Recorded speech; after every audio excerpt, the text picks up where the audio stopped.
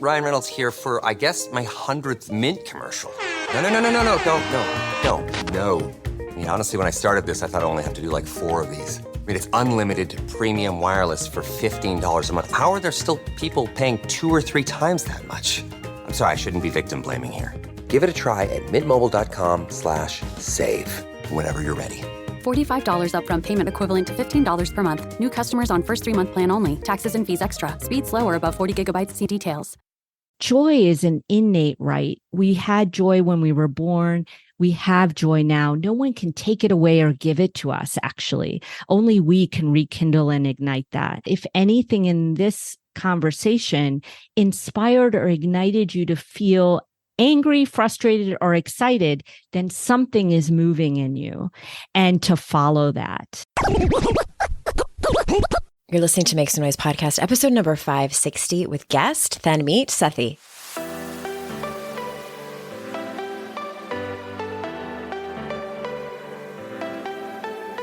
Welcome to Make Some Noise podcast, your guide for strategies, tools, and insight to empower yourself.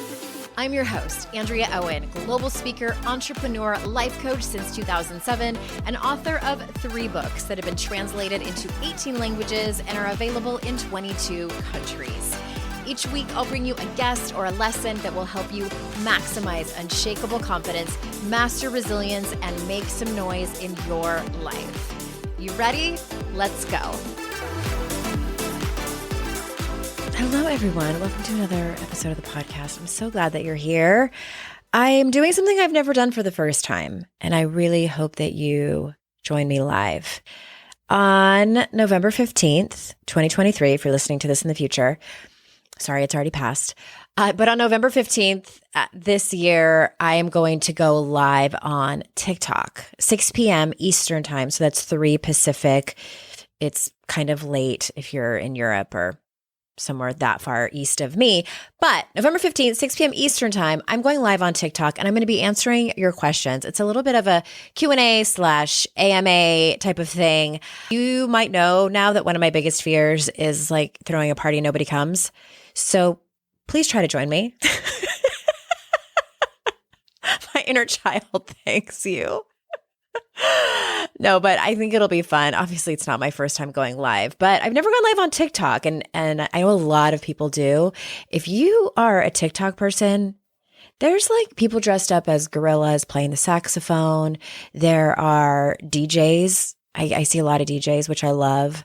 There are people that do like co-working where they're just like studying. And people go on there, and I don't know if they study with them. There's people that do debates, political, anything you could think of, really. People sell wigs and makeup, and just TikTok Live is wild. It's so different than going live on Facebook or Instagram. So if you don't have TikTok, it's so fun. It's way more than teenagers dancing. There's that too, but I assume you'll probably be on the same side of TikTok that I'm on. And I'm at Hey Andrea Owen there. I'm at Hey Andrea Owen on all the social channels that you can follow me there. I have a really great time on TikTok. I love to entertain and mix it with personal development. So November 15th, 6 p.m. Eastern time. And if you follow me there, you can get the notification, or you click the thing to be notified when I do go live. But I would love to see your face and be able to say hello. Actually, I won't actually see your face. I'll see your name. But yeah, please. Thank you. It'll be fun. And if you have questions, 2 of the easiest ways to get them over to me are shoot us an email, support@andreaowen.com, or shoot me a DM on Instagram. And I'll be sure to grab it and answer it and give you a shout out over there on TikTok Live. All right. Thank you so much. I really hope to see you there. I am excited to bring you today's guest, partly because, well, you'll hear why I'm excited about this. You'll hear it in her bio and you'll hear us talk about it. So I'm not going to give it away. All right. Our guest today is Tanmeet Sethi. She is a board certified integrative family medicine physician and clinical associate professor at the University of Washington School of Medicine. She has spent the last 25 years working on the front lines of the most marginalized communities, as well as globally with victims of school shootings, survivors of hurricanes, citizens impacted by police violence, and psychologists in Ukraine under attack. Tanmeet has created entire integrative medicine programs from the ground up, and her expertise is widely recognized in both local and national work. She continues to teach in academic medicine, conducts clinical research on psilocybin, and has been an integrative and psychedelic medicine practice in Seattle, where she lives with her family. Her first book, Joy is My Justice, was published in May 2023. So without further ado, here is Tanmeet. Tanmeet, thank you so much for being here. I'm really looking forward to it, Andrea. I mean, I love it when any therapist comes on because I like it when people can come on and talk about a lot of the same topics that I talk about all the time, but just from sometimes a different perspective. And I can't tell you how many times people have told me, I've heard this so many times, and it just took that one person or that one way of saying it to really sink in. So I'm really delighted to have you come on and share your expertise. Like I would love to start with the basics of a lot of what you talk about, and that is around joy. And what do you find the difference is between, or is there a difference between joy and what is happiness? That's a lovely place to start. There's a lot there. First of all, I want to say I would consider it an honor that you call me a therapist.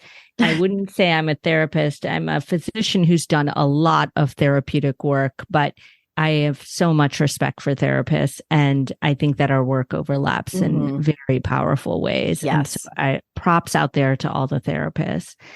I'm going to go back to a point that will describe the joy-happiness divide. I was pregnant with my third child, really on top of the world, and got really devastating news about my second, who was barely 3, that he had a ALS-like disease in children. So he was going to have a degenerative disease that took his ability to walk, run, breathe, and live. And it was a moment of real reckoning. It was a moment of wondering, how the hell could I be joyful again? And it was really this moment also for me as a justice activist in this world, through my work and off my work, to wonder, how could I get justice? There was no way to fight back. It wasn't until I learned that if I fought for my own joy, I would feel the deepest justice possible. And that is liberation in my body. And it was then at the beginning of that journey that I understood, not then, but in that journey. Oh gosh, in that first moment, I understood nothing. Right. But it was that journey that taught me that there is a real difference between joy and happiness. And there is overlap, but happiness is a cognitive construct. It's an evaluative experience. Are things going well? Did I get pregnant? Did I get the job I wanted? Did I meet the right person? Did this work out for me? It's not bad. It's beautiful. I'll take happiness any day. Yeah, we all want that. Yeah. And I think we all deserve it.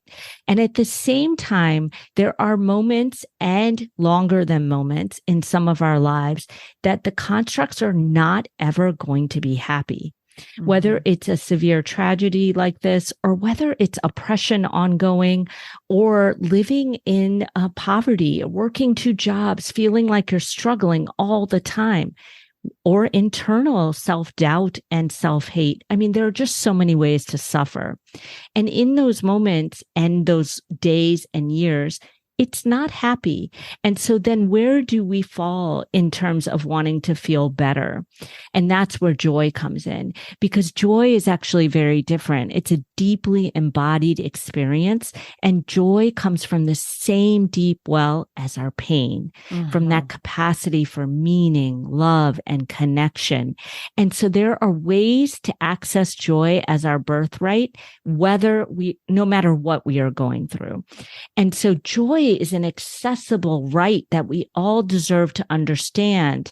And it is a way to not feel broken, because if we feel that we can't be happy, we often feel that we're not good enough at getting better. I love that explanation. And when you were describing it, like, it made me think of, like, joy comes from your guts. Like, it comes from the deepest parts of your body and soul and heart and spirit. There's a difference. There's a difference. It's the reason that you can be, and I'll just speak for myself, I can be crying. Many days I cried, and I'm fine with that. But I can be crying in grief that my son is coming to the end. And at the same time, someone can reach out to me and give me love and support, and I can feel a moment of connection and being held in the world, that I'm not alone. That gives me joy. That gives me the capacity to understand that there is more to this story, that the narrow lens of suffering and tragedy is not all of who I am or what this life is. And so there are ways that we can understand. I think the best example I give to myself and to others is you can be at a funeral for someone you love and be deeply sad and grieving. And in the next millisecond or same millisecond as you are crying, someone can remind you of a way that that person just made you laugh or irritated the hell out of you. And all of you can have a moment of love and connection and laughter in that moment of sorrow. There is a way that the two do a beautiful dance together. And I really believe this from 25 years of taking care of people with severe mental health conditions, from my own journey, from working globally in trauma. I mean, I've sort of been through it all. I really believe that if we numb ourselves to the pain completely, it is why we cannot open to the joy. And so there is a way that that mingling of understanding that this pain is here, acknowledging it, and then being able to open to a wider continuum. Yes. Oh, this is like talking about emotions on a somewhat spiritual level. Mm-hmm. So incredibly, I don't mean to sound trite, but it's so incredibly deep, and I just appreciate it so much. Why is it such a critical practice for someone who, especially someone who is going through maybe the loss of a loved one, or I'm currently traveling my way through a pretty, what's the word I'm looking for? A divorce that is acrimonious, just, I'll just say it, it's volatile. And so in someone who's in a situation like that, where there's a lot of the more challenging emotions around it, why is it so critical to also practice joy? Yeah. So here's the thing, is that any loss, grief, emotions that we're managing, navigating, what we're fundamentally feeling at the core of it is a loss of power and hope and our humanity.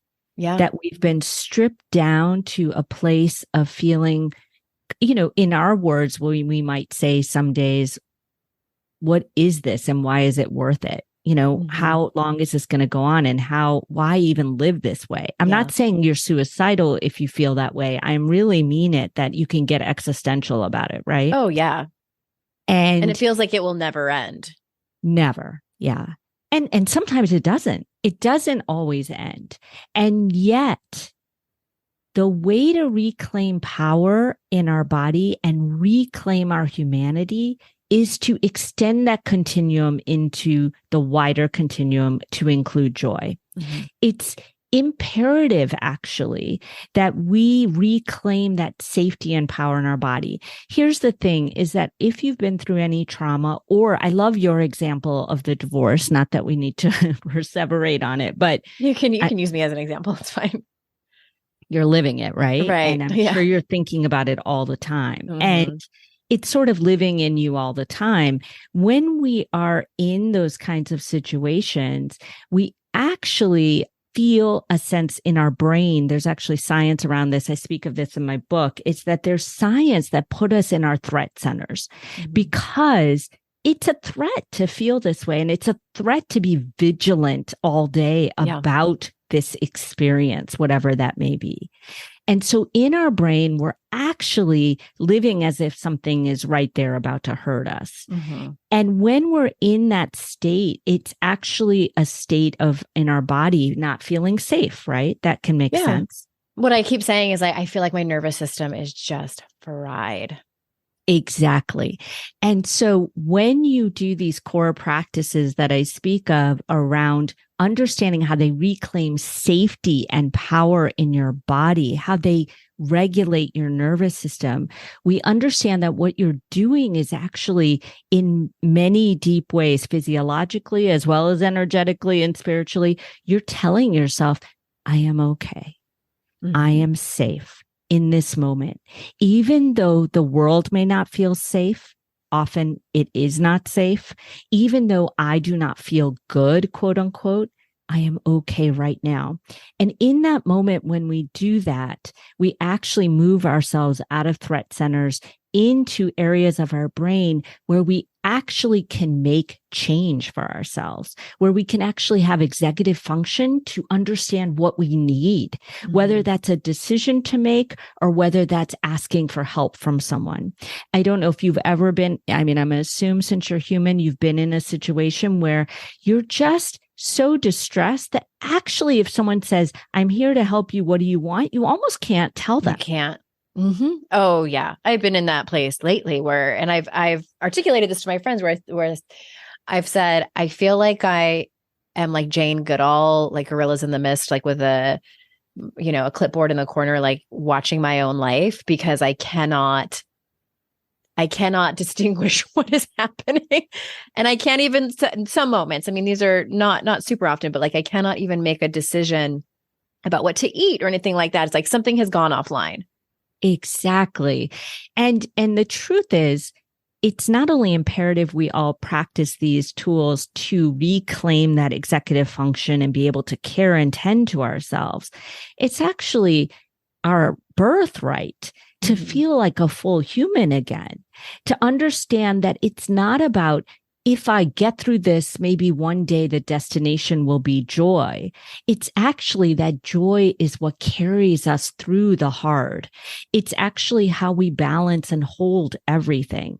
And once I understood for myself and my patients that joy was not a destination or a goal, that joy was actually not an answer, it was a way to hold the questions.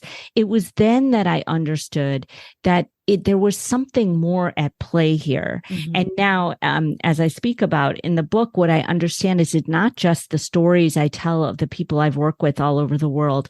It's the science behind it that has not been often translated in a way that we can understand it to be reclaiming power and safety. And often, in my opinion, it's presented as toxic positivity. Love yourself. Just be grateful. Just think happy thoughts. Positive vibes only. And the truth is that's actually more harmful. And so the distinguishing of joy is that it's not a substitute for pain. It's actually a way to open up to and hold the pain. Now, this can all sound really vague and abstract if you're listening, like, and how the hell do I do that? What does that look like? You sound good, but that's not working. Like, I'm not sure how that works. And what I will tell you is that I'll just take a simple example, not easy, but simple, which is something like gratitude, for instance, which I think is tossed around in a way that's actually harmful, to be honest. Be grateful for that you don't have this, even though your life sucks. It could be worse. The amount of times people have said to me, at least you have 2 other healthy children. It can make you almost want to be violent, right? It comes from a good place, but it doesn't land safely. Right. And so actually, gratitude is not about positive vibes only and toxic positivity. It's about turning back to your life instead of away. It's about finding the core goodness in yourself. And I will say that's the most important, and the world, but in yourself when something has stripped it away from you. It is how we actually can come out of an experience or be in an experience and find the ways that we are, to put it simply, badasses, that we're still here getting up every day, that we are actually living this life. They've done studies to show how after 9/11, how we can use a tool called gratitude recasting to actually show ourselves the deepest core strengths of ourselves after an experience like that. I've used it at Marjorie Stoneman after horrible shooting with teachers there when I worked there. I've used it myself. And I will tell you right now, for anyone listening, I have a whole TED talk about this because someone actually, my mentor told me to be thankful for this pain. And I'll be honest, I say it in the book too. I wanted to hurt her. Oh, yeah. I sort of was thought like, are you out of your mind? What mother's supposed to be thankful for this? And it sounded like that good vibes only kind of thing. Until I really practiced it in the way that she meant it and the way I talk about in the book, that it's actually a way to reclaim power and reclaim goodness. It's not a way to thank away the real stuff. So the book is Joy is My Justice, Reclaim What Is Yours. And we'll put the link to the book and the TED Talk in the show notes. And I want to ask you about marginalized communities and because you talk about that as, for them to experience joy and practice joy as a way to heal from their oppression. Can you talk about that? Yeah. So I would say it's the deepest example of how a trauma can strip us of our humanity. I mean, the way that systems of power stay in power is by stripping us of that ability, that capacity to think that we can be bigger than this story. And so every time we can reclaim a wider sense of who we are through a practice of joy, we actually are reclaiming our power in our body and collectively can work better in many ways, not only because we feel more powerful, but like I said, we have more executive function. We actually understand what to do next for ourselves and maybe as a collective. So actually the major thing I would say is that if you are undergoing a fight, I don't even want to get on a soapbox about this world right now, but if you are fighting for the right to be in your skin, in your body, in the way you love, in the way you are, which is the vast majority of us now, I would say that reclaiming joy is a way to reclaim power and fight back. It's actually a deep revolution in our bodies.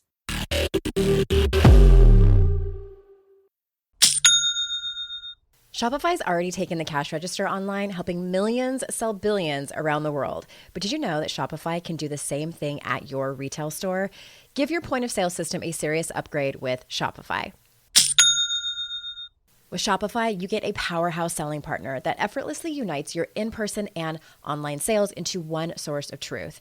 Track every sale across your business in one place and know exactly what's in stock. Connect with customers inline and online. Shopify helps you drive store traffic with plug-and-play tools built for marketing campaigns from TikTok to Instagram and beyond. Get hardware that fits your business. Take payments by smartphone, transform your tablet into a point of sale system, or use Shopify's POS Go mobile device for a battle-tested solution. Sign up for a $1 per month trial period at shopify.com/noise, all lowercase. Go to shopify.com/noise to take your retail business to the next level today. Shopify.com/noise. When you're listening to a song on the radio and you get the profound feeling that the song playing was written about you, now imagine having the power to gift that same incredible feeling to someone you love with an original song from Songfinch that actually is written just for them. Songfinch lets you create an original radio quality song inspired by your own life and the people you love. It's completely unique, personal, and lasts forever. Whether your song is for Father's Day, an upcoming graduation, wedding, or anniversary, or even just a gift to show your loved one how much you care, start your song now to lock in one of Songfinch's top artists. I gifted Songfinch to myself, a song about my late father, and I'm so excited to play you a clip. Flipping through the slides of learning how to live and how to love, and coming undone a father daughters without, so she writes it down. One of my clients heard about Songfinch from this podcast, and so she had a song created for her son who is graduating, and she told me that they both cried when she played it for him and that it exceeded her expectations. For a limited time, Songfinch is letting our listeners upload their song to Spotify for free, so you and the lucky person you gift it to can listen to it anywhere, anytime. Go to songfinch.com/noise and start your song. After you purchase, you'll be prompted to add Spotify streaming for your original song for free, a $50 value. Again, my URL is songfinch.com/noise. Don't forget to share your song with us too. songfinch.com/noise.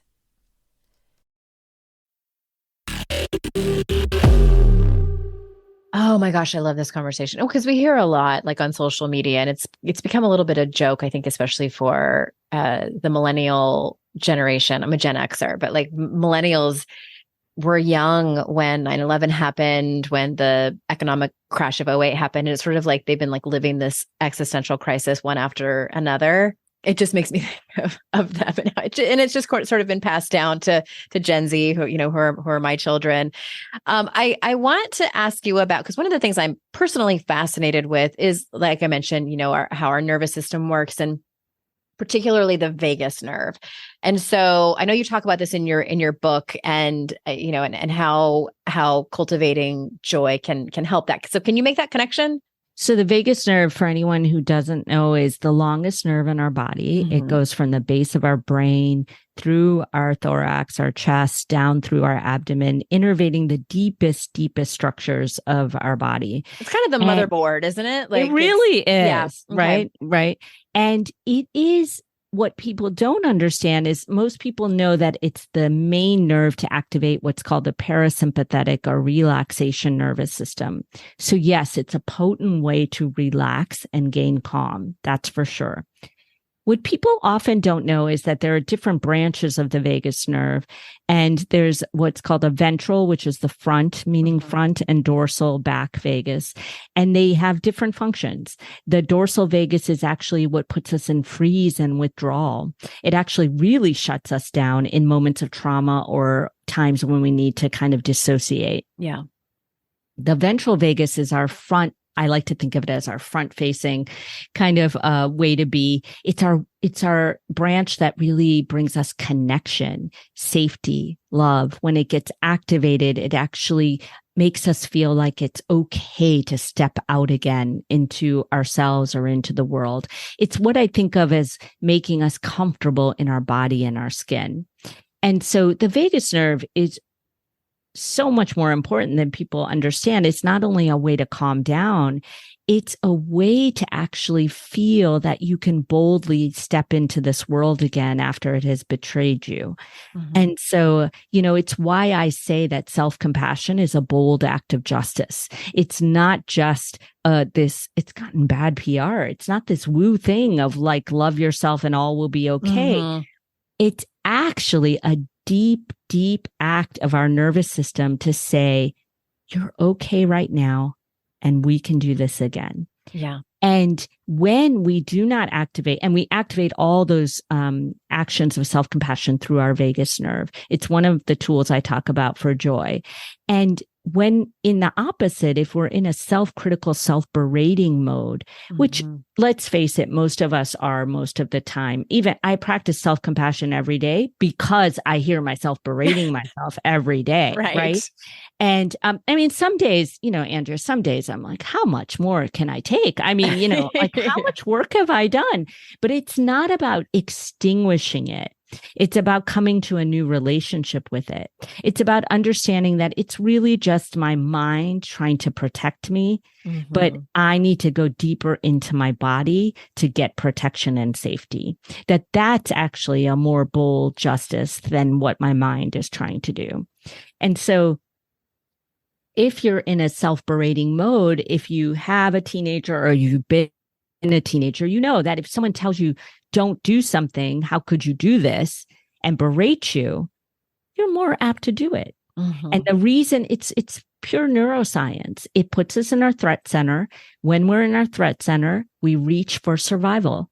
Our survival is often the exact same things we're trying not to do. They're related to food, sex, escape, comfort, whether that be drugs, TV, your phone, I could go on and on. Right. And so when we practice these tools that activate at a deep core level our vagus nerve, we are actually not only bringing more joy into our body, we are regulating our system to understand how to receive joy and how to be more human again. I love that explanation. I really love the explanation around, being self-critical happens in our mind, and the self-compassion is an embodiment. And that, obviously the way to combat self-criticism is to practice self-compassion, which is something I talk about all the time. So I love that distinction. One of the other topics I love is about epigenetics and ancestry. And so can you talk about how healing our trauma and finding joy affects our genes? We know now from epigenetics that there's forward remnants of trauma, is how I would put it. Mm-hmm. When ancestors have gone through traumatic experiences. Rachel Yehuda has done some of the most groundbreaking research, I think, on this, looking at families who've been through the Holocaust, mm-hmm. and really looking at how it's not just the talking about the Holocaust, it's the actual sort of epigenetic markers on the DNA that get passed down that almost you could think as a way of embodying the trauma, like that it lives on. I think of it in ways for myself, my own ancestral experiences, that both my families fled during the partition of India and saw immense suffering. And I think about that sometimes because I'm quite hypervigilant in the world. I mean, not only from managing anxiety and self-berating, but because I think it might be in my genes, honestly. But we've seen that through Rachel Yehuda's work, and others have replicated it as well. I think many people might have read Bessel van der Kolk's Body Keeps a Score, which mm-hmm. is a tome on this that really taught us that trauma lives in the body, that we actually, have embodied this fear and this loss. And so there are ways that actually, when we practice different ways of moving our body, of feeling into our body, we actually create epigenetic changes in our DNA. And we've also seen this through ways, my food is not based on nutrition, but I would just add that there have been studies now that show that the way we eat changes the epigenetic markers too. So we have some agency, some power to say, this is what happened, but I can also make a bigger story about this now. I can make these changes in my DNA. It's powerful and inspiring to know we can do that, right? I talk about this in the book. I don't have randomized control trials to prove this, and there's no way to do one. I do a lot of ancestral work in my practice as well as in my personal life. I actually think we may heal backwards as well. But, that might be a little hard for people to comprehend. I explain that in my book, but through a story of my own son and my aunt's son, who actually died early of unknown reasons in India, but he was disabled as well and seemed to have something similar. Nobody mm-hmm. really knows. Really, through this healing around my son, I feel like my core nuclear family and my father and my siblings have done some healing around that trauma. Mm-hmm. And so I think there are ways that the way we live out now may actually be healing backwards. But, that's my own theory. But what I would say is the science really supports the forward changes. The forward changes. I mean, and I love talking about the backwards changes, albeit a little esoteric, but it's still fascinating. Right. I don't know if you talk about this in your book at all, but you offer ketamine assisted psychotherapy. And that's selfishly I'm pivoting my career. P.S. Haven't told my audience that yet, to go into that. And it's fascinated me for forever. And side note, as someone in recovery, I've always kind of just pushed it to the side and just been like, well, I find it incredibly interesting. Maybe it's something I will try, as a treatment for myself, but I'm in recovery, so I shouldn't touch it. But now I know there's a lot of people coming out who are in recovery, and because let's face it, all of us in recovery have experienced trauma, just like every human. But I think it's so important for more people who have, over a decade of recovery like myself to get into it, to be therapists in that realm. But that aside, can you talk about how, whether you want to talk about how you incorporate it into your practice or how it touches on anything that you've already talked about in our conversation? Just the floor is yours around how you want to tell us about it. It's not in my book on purpose because it would have been too long a book. Next book. Yeah, that's what my editor keeps saying. It's the overlap is real. And what I mean is that, all I'm going to stop you for a second. I should apologize to the audience. For those people that don't know what ketamine is, can you describe it? Yeah, I'll do that too. Okay. I would say that my work is really around catalyzing joy for people. Mm-hmm. You might think of myself as a joy catalyst for myself and others. And I think psychedelics play into that as well. They're not a cure-all. I'm going to explain how they work, but they are a way to gain insight and shift perspective and reach a deeper level of your consciousness that may know what you need and may know how to catalyze that joy and may give you the energy to do that. Right. So that's how I would say the overlap is real. I actually, so I practice with psilocybin in research. I'm a primary researcher with psilocybin at the University of Washington. We just finished up the clinical part of a trial on burnout in frontline docs and nurses after COVID with psilocybin. Oh my gosh. Yeah, that's really so exciting. Powerful. And we're working towards, I would say, yes, for sure, those in recovery, our next study is going to be with alcoholism. So psilocybin and MDMA are not legal yet, but they hopefully will be. Really could be soon. And ketamine is. I had poo-pooed ketamine as like a placeholder until the real psychedelics, because ketamine's not a traditional psychedelic. Mm-hmm. It's a dissociative medicine. But is it used in anesthesia? Yes, we use it in the operating room all the time. Mm-hmm. It actually, I had, like I said, dismissed it and wrote it off as maybe a placeholder, but I don't think I'll ever stop working with it. It's quite potent. So the way, we don't really, honestly, I don't want us at all to think we're on some high horse. I don't think we understand how any of these truly work, really. But we do understand some of the psychopharmacology around the receptors, for instance. And we understand things like with ketamine, which really can activate what's called BDNF, brain-derived neurotrophic factor, which is a potent neurochemical that we make in our bodies for neuroplasticity, for that, as we say, rewiring of our brain. And actually, we can create that through meditation, through exercise, through turmeric, but, it's very potently created with many of these medicines, including ketamine. Ketamine also gives us a way of dissociating from our body, which may sound scary. That is part of what feels like the hallucinogenic aspect of it. But it gives us a way to separate from our trauma and look at it with less reactivity. That, as you know, or any listener knows, if we think about something that's hard for us or traumatic, we can start to feel chest pain or in our body so uncomfortable that we stop doing it. With ketamine and these others, but ketamine is what I'm working with clinically right now with real people, not research. I mean, research is real people, but you get that experience of looking at something from a shifted perspective. And so it is potent. And I don't think I'll stop because I have seen the potency, but also because ketamine may be somewhat more sustainable for people. It's a couple of hours a session versus a 6 to 8 hour session, which when I do a psilocybin session with someone, I'm there from 8 to 4 and people are there that's not very sustainable for everyone. I do think so far the research is showing us that maybe psilocybin's more durable than ketamine. And so you'd have to do it less often. So there's all these ways that we're sifting it out. But what I would say is those things aren't as important for people. What's more important to understand is that these medicines are not new. They have been used for centuries by indigenous communities, and we're finally understanding it and reclaiming it after oppressive decades of them being suppressed by a racist government and by brain propaganda, right? I grew up in the fried egg on your brain is a fried egg on drugs.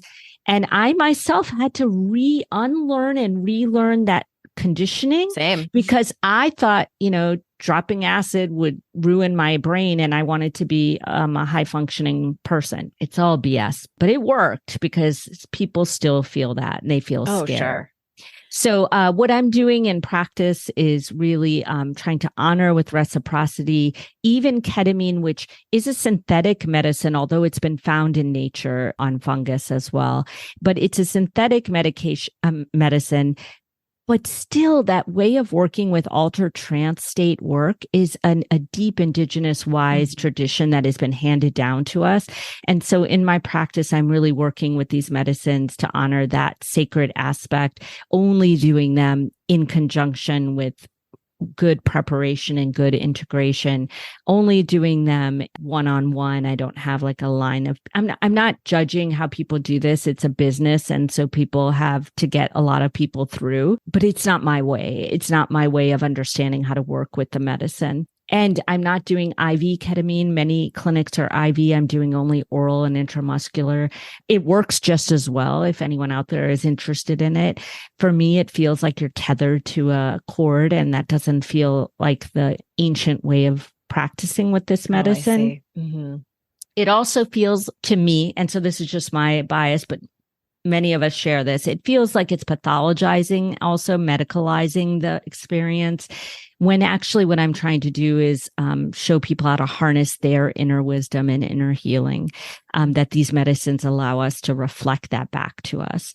In those settings, I am a therapist. I'm a psychedelic therapist. I am really facilitating their journey and really reflecting back and allowing them to find what they need. It's a potent way to catalyze joy. I will say that. And I personally have used these medicines to understand myself and my life in a deeper way. And I would say they're a spiritual practice, honestly. There's no medical ICD-10 code for spiritual practice yet. One day, I don't know if we need a code. I don't need that, but we do need codes to get these things approved and get access. Sure. I'm so excited to see where the science is going and how this can help people. I know two people who have done ketamine therapy. And one of the people told me that she went to try and heal some sexual abuse that had happened to her as a child that had been affecting her negatively for decades. And she went through the whole therapy, with integration and worked with a therapist around it. And she said the result was that, and she said, it's not like I forgot that it happened. It's not like a brainwashing where, like it erases the memories or anything like that. She said, I still remember what happened and the story, is still in my mind, but the heavy charge is gone. And she said, because this person was a family member, and she said, I now can even be in the room with this person and I don't feel fear. I don't feel anger and resentment. And like, I want to throttle this person. My inner child has calmed down.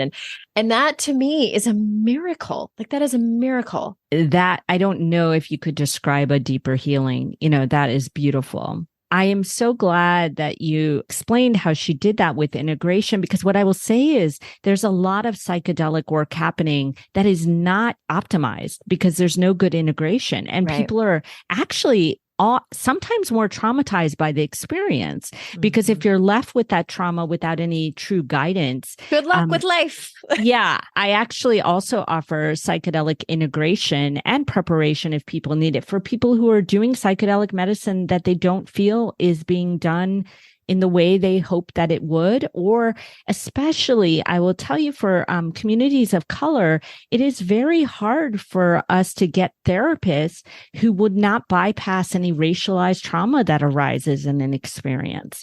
There's so many ways that this work needs to be done better and with more intention. And this is not a pivot you need to explain now, but I'm super excited that you're pivoting. I can't wait to hear more about that. We'll take an ad break and we'll be right back with more questions. I'd like to introduce you to the Minimalist Moms podcast.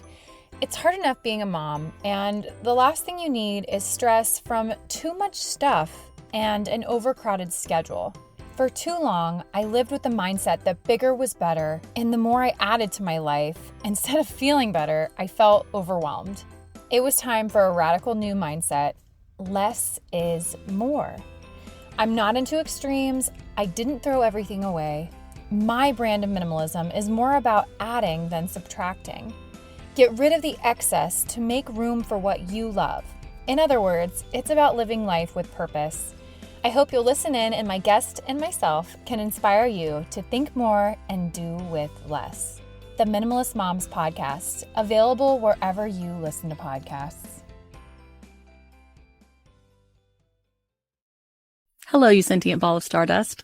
My name is Casey Davis. I'm a therapist and I'm an author of the book, How to Keep House While Drowning, where I talk about ways to make it a little bit easier to take care of yourself when you're overwhelmed, stressed, have mental health issues, physical health issues, or maybe you're just in a hard season of life. Maybe you're looking for a place that you can come and listen to some practical advice. This is a podcast for all of the self-help rejects. We're going to talk about skills for survival and self-kindness. And I'm going to leave the pop psychology at the door. I promise not to tell you to meditate or to journal. We're just going to give you some really insightful conversations with hopefully some practical advice. So I don't believe you need to pick yourself up by the bootstraps. I don't want you to just try harder, and I don't believe that laziness exists. So join me over on Struggle Care, where we can find compassionate solutions that help us function a little bit better. Okay. Sort of speaking of pivoting, I want to go back and talk a little bit more about joy and can you talk to us about what is, maybe you already talked about this a little bit and just didn't say this term, but you talk about embodied micro resistance. What is that? There's work on this, which I didn't realize that it had a name until I found the science around it. But what I mean by embodied micro resistances are ways that there are microaggressions done every day.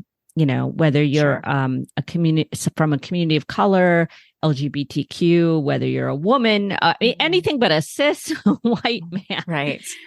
There are microaggressions every day. And the idea is if we can heal and find ways to embody that resistance in our bodies, as I said, embodied, we actually can practice these embodied micro resistances and find a way to reclaim power. So I'll give you an example. I actually cited work from people have heard Amy Cuddy's power pose TED Talk. It's quite popular. I actually think that a power pose is an embodied micro resistance. So what I'm saying is that when we actually do some work in our body, whether that be a power pose, whether that be self-compassion, whether that be yoga, tai chi, however we work deeply in our body, when we do that, we actually activate neurochemicals, cascades of neurochemicals that make us feel more connected, more caring for ourselves and others. We find a way to boldly step back into the world. And I cite Amy Cuddy's work as a real true example of how you can do that in a very maybe not easy to remember or feel that you can do it well every day, but a simple way. You know, this idea of saying, I feel nervous to go in that room. I'm going to stand in my power for a moment and actually give myself back that. And the other way that I explain it is actually a question that I asked myself at the moment of this tragedy, which is that when we found out that my son had this fatal illness, my husband and I, as you can imagine, were sort of sunken into our bodies and our hearts on a bench outside our house, just thinking the world had just crashed down on us. Mm-hmm. We went into the inevitable why me? Why me? Why us? Why Zubin? Zubin's my son. And why? Why? It's a normal question. It's reasonable. In some moment of, we debate in a loving way, who said it first all the time now, because it's become our question for us, is one of us said, why not us? Why not me? And it wasn't that meant like, yeah, why not us to suffer? What it was just a moment of embodied micro resistance. You can imagine it set us off on this trajectory of joy, because what we realized was when we say, why me? I mean, just if you in your head say that, you feel hunched, crouched over, victim pose. Victimized. When I say, why not me? My chest goes out. I stand firm. I say, why not me? I'm in a more receiving pose. There is a way that in of itself is an embodied micro resistance to this tragedy. I'm saying not only why not me, because I am human and we all suffer. What makes me so different? Is there actually a reason that people suffer? No, that's ludicrous. We don't suffer because we're bad or we did something wrong. Right. Or we manifested Maybe people it. believe that. Yeah, I don't believe that. Mm-mm. I also think, why not me to also embody joy with this deep grief? Why not me to understand that my life is perfect, not despite my son, but because of my son, that he has taught me to live in a different way, to live chest out, standing proud.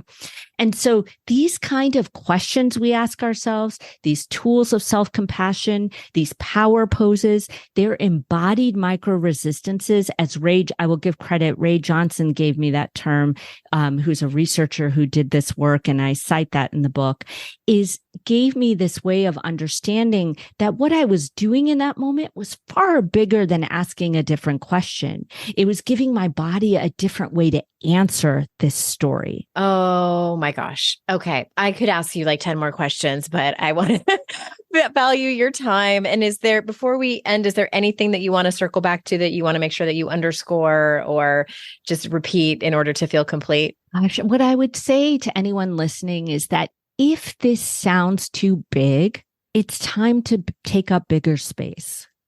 If this sounds too hard, it's time to understand that you have more capacity than you think. And if this sounds like it's too much, then maybe you haven't allowed yourself to know that you deserve more. And that joy is an innate right. We had joy when we were born. We have joy now. No one can take it away or give it to us, actually. Only we can rekindle and ignite that. And I would just say that if anything in this conversation inspired or ignited you to feel angry, frustrated, or excited, then something is moving in you. And to follow that and know that you have the capacity. I'm no special person. You're not special. None of us are superheroes. We're just humans who decided to step out and try this damn thing again. I love that. Oh, put that on a bumper sticker. Thank you so much. And the book again is Joy is My Justice, Reclaim What Is Yours. Is there anywhere specifically that you want people to go to learn more about you?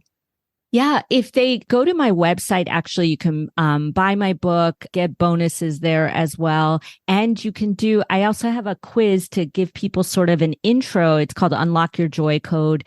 And you can really, in just a few minutes, understand which tool is yours to really start with and really give yourself that igniting of this path. I'm also very active on Instagram and love to hear from people. If people want to give us their takeaways, I love to hear. I love the conversation that goes on from the conversation. Yeah, me too. I think that's where I found you, was on Instagram. So thank you so much. And we all love a good quiz, everybody. So thank you everyone listening for choosing to spend your time with me. I'm so incredibly grateful for that time. And remember, it's our life's journey to make ourselves better humans and our life's responsibility to make the world a better place. Bye for now. Hey everyone, thanks again for listening. I would be so incredibly grateful if you haven't done so already, if you could leave a review of this podcast on Apple Podcasts. Super easy if you already listen to your shows over there. But if you don't, or maybe you have the app on your phone, but you listen to the show on a different app, if you could leave a review for this show, it matters so much.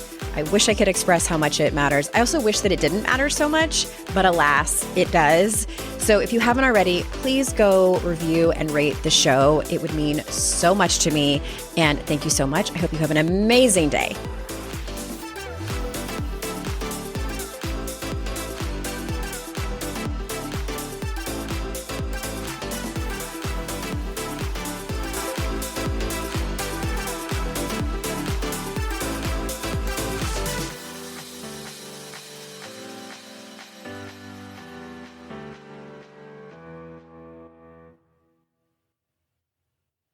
Hello, you sentient ball of stardust. My name is Casey Davis. I'm a therapist and I'm an author of the book, How to Keep House While Drowning, where I talk about ways to make it a little bit easier to take care of yourself when you're overwhelmed, stressed, have mental health issues, physical health issues, or maybe you're just in a hard season of life.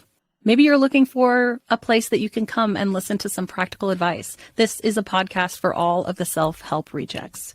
We're going to talk about skills for survival and self-kindness. And I'm going to leave the pop psychology at the door.